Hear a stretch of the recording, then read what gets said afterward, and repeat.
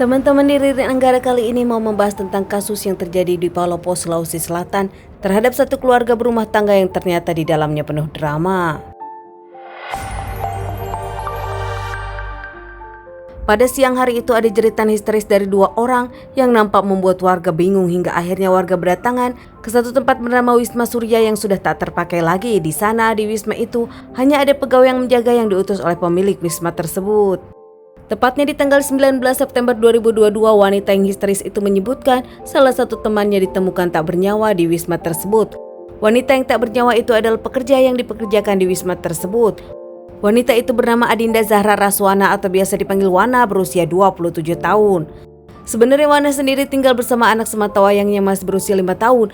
Namun saat kejadian Wana ditemukan tak ada sang anak di sana, hingga membuat teman dari Wana dan juga para tetangga di sana kebingungan mencari anak tersebut. Dengan penemuan jasad dari Wana ini, akhirnya para warga pun melaporkan kepada pihak kepolisian. Tak lama, pihak kepolisian datang dan juga membawa jasad Wana ke rumah sakit untuk dilakukan otopsi. Saat diotopsi ditemukan kalau Wana mendapatkan beberapa kali tikaman, bahkan sebelumnya ada pergulatan. Pihak kepolisian pun mencari barang bukti di TKP. Pihak kepolisian pun akhirnya menemukan sarung gagang senjata tajam. Polisi juga yakin kalau itu adalah punya pelaku. Bahkan kini pihak kepolisian juga menginterogasi sahabat-sahabat dari Wana dan juga para tetangga Wana di lingkungan tersebut. Menurut dua sahabat Wana yang memang kesana, dirinya janjian, namun nampaknya tak bisa menelpon Wana dan Wana pun tak ada kabar. Merasa khawatir, mereka pun langsung mendatangi rumah tempat Wana bekerja dan di sana mereka menemukan Wana tak bernyawa. Wana sendiri dikenal sebagai wanita yang baik, ramah, bahkan mandiri. Wana sendiri memang tak pernah punya masalah dengan siapapun, tak ada musuh. Namun belakangan, Wana dengan sang suami rumah tangganya memang sedang goyang. Menurut teman-teman Wana sendiri ingin bercerai dengan sang suami, bahkan sudah 3 bulan berpisah-pisah ranjang dengan sang suami. Meski sudah pisah rumah dengan sang suami, namun Wana masih berkomunikasi dengan sang suami masalah anak. Bahkan anak dari Wana pun anak sematawayang pernikahan mereka kerap ikut bersama Wana atau kerap bersama sang suami Rahmat. Wana sendiri dikembalikan kepada keluarga untuk dimakamkan. Namun nampaknya pihak kepolisian tak menemukan suami Wana yang datang. Bahkan tak mungkin suami Wana tak tahu masalah pemberitaan kalau Wana sudah meninggal. Makin curiga pihak kepolisian kepada Rahmat, suami dari Wana. Akhirnya pihak kepolisian mencari keberadaan suami Wana. Datang ke rumah keluarga Wana, namun menurut ibunda dari Wana, mendapat info dari ibunda Rahmat kalau Rahmat sudah kabur dan berjanji akan mengabari kalau tahu keberadaan Rahmat di mana. Bahkan ibunda dari Rahmat pun mengabari anak sematawayang mereka ada tinggal bersama ibu dari Rahmat, dititipkan oleh Rahmat.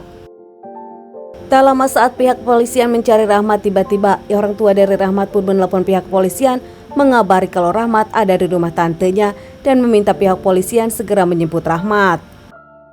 Pihak kepolisian pun mengamankan Rahmat yang memang ternyata dirinya luka di perut dan Rahmat pun dilarikan ke rumah sakit. Tak lama, saat kondisi membaik, Rahmat pun langsung dibawa ke kantor polisi. Rahmat pun akhirnya memberikan kronologis kejadian. Menurut Rahmat, saat itu saat sang anak di rumah keluarganya, sang ibu menelpon menyebutkan sang anak sakit. Rahmat yang langsung datang ke rumah Nawa meminta Nawa mengantar dirinya ke rumah sakit karena sang anak demam. Namun saat itu Nawa tak mau dan meminta Rahmat untuk pergi sendiri dan mengantarkan anak sendirian. Nawa pun akhirnya cekcok dengan Rahmat dan tak terima. Saat itu bahkan Nawa meludahi Rahmat. Rahmat pun akhirnya naik pitam dan langsung mengeluarkan senjata tajam yang dibawanya dari rumah. Terjadi pergulatan di antara keduanya hingga akhirnya Rahmat pun terluka. Tak terima, Rahmat langsung menikam sang istri 2 kali hingga akhirnya sang istri pun tak bernyawa. Rahmat mengungkapkan kalau dirinya membawa senjata tajam hanya untuk jaga-jaga. Namun pihak kepolisian bingung, tak ada alasan Rahmat membawa senjata tajam.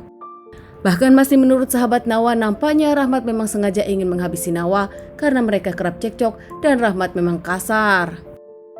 Terkait permasalahan ini, akhirnya Rahmat pun diamankan, diadili. Bahkan setelah menjalani beberapa kali persidangan, Rahmat divonis hukuman seumur hidup. Rahmat hanya bisa menyesal dan menitipkan anak sematawayangnya di keluarganya.